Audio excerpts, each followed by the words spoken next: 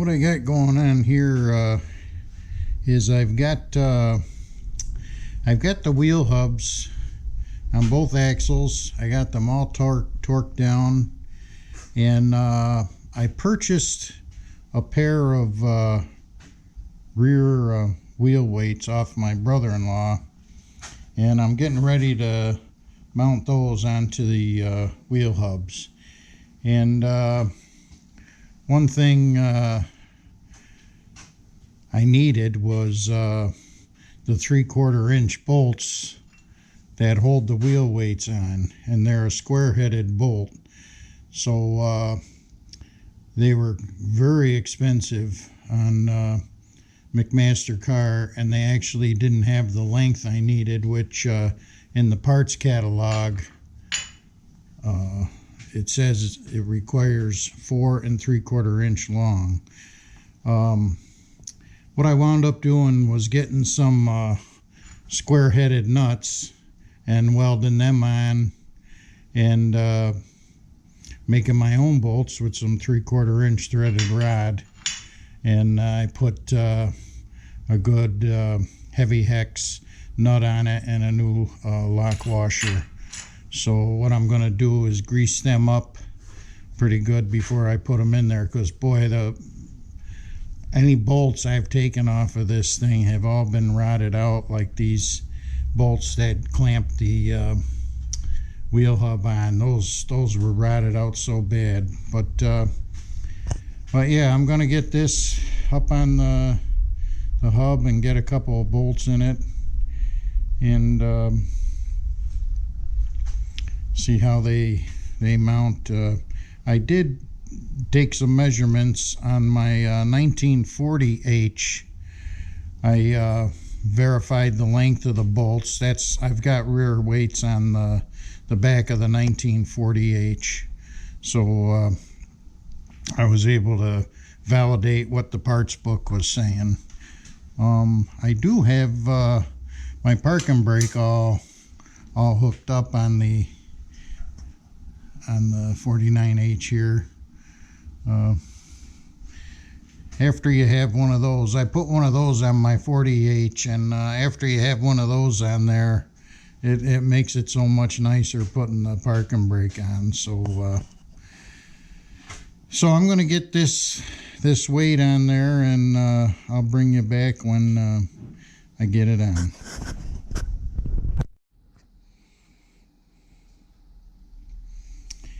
Well, I got the left side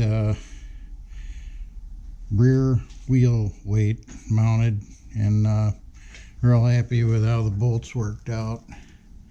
Square head fits right in the little pocket, and I just have the 2 bolts in there for now. Eventually I'll get the other 2 bolts in, but you can see here, after I tightened it all up, I got I wound up, when I made these bolts, I added an extra 1/4 inch to it. I made them 5 inches long, and I don't know, I guess I could cut them off and trim them down, but I'm gonna let it go for now. One little trick I had to do was I used a little clevis to go through this hole here in the weight, and when I got the chain fall up to here, I was able to get the weight up to this point, and then I let it relax down on the axle shaft and held it there, and I swapped my chain fall in this cutout in the hub, and then I was able to lower it right down and line up the first bolt, and it went really good from there. So that's the first one. We got the left one on, and I greased those bolts up pretty good. The bores were in pretty good shape on the hub, so hopefully they'll stay clean and not rot out. So we'll get the right weight on there now. I did want to mention one other thing too, is I do like these little I don't buy much stuff from Harbor Freight, but they have these little moving dollies, I guess they're called, and these are the smaller ones, and they got two sizes of them, and I think the large one holds 1,000 pounds, if I'm not mistaken. I can't remember what these little ones hold, but they work out pretty good for moving parts around the shop when you're cramped like I am here in this shop. So but yeah, those little moving dollies work out good. So well, I'll get to getting the right weight on.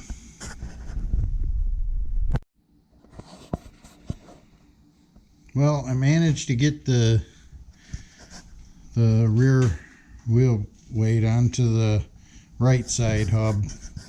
Got her all bolted on there.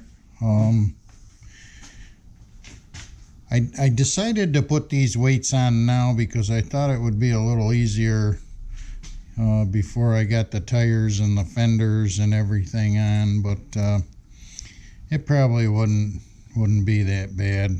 But they're on there now, and gonna torque these bolts down good and call it good on the weights.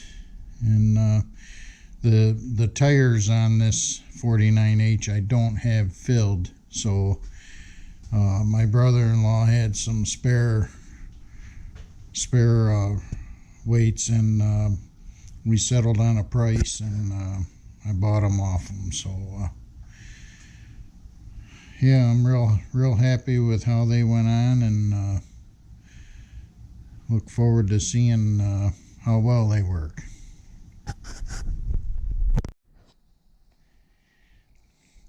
Well, here I'm getting ready to put the transmission oil in, and what I've been using, I put this in my 40H and been real happy with it, and I'm going to use it here in the 49H, but I'm using a Wolf's Head HDX gear lube 85W-140, and I've heard good things about it.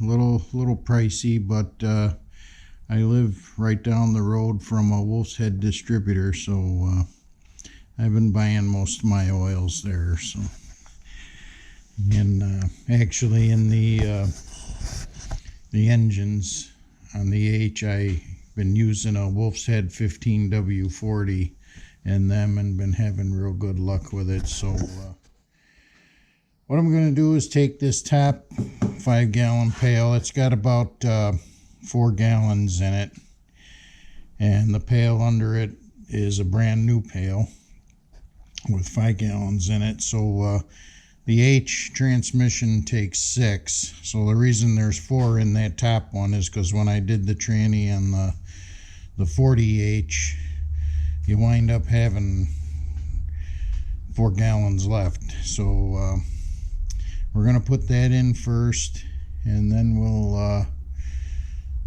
pop the plug on the fill plug here on the side. We'll pull that out and make sure we get her filled up.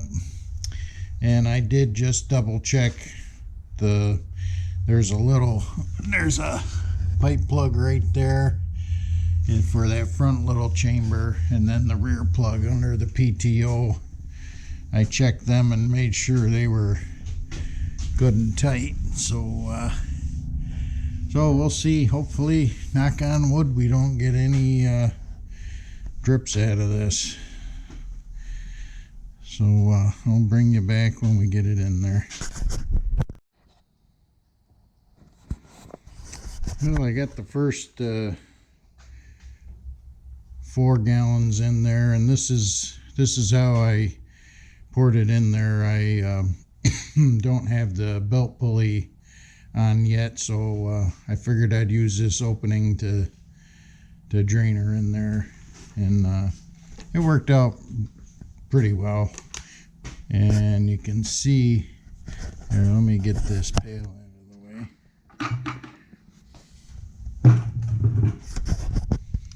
If you look down in there, you can see I'm right up to the bottom of the fill plug, or to check the level, and I think I'm gonna let it sit overnight and get settled out, and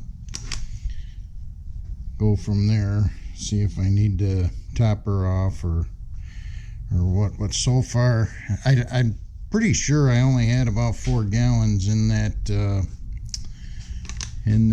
pail. So, but I rotated the shaft around a little bit here in 5th gear just to get a little bit of oil around, but everything's rotating pretty nice, so we'll check it in the morning and see how it looks. Well, doing a quick check here about 2 or 3 days after I put the gear lube in the transmission, and no drips, no leaks, nothing leaking around the seals. All the seals are brand new. None of the plugs are dripping.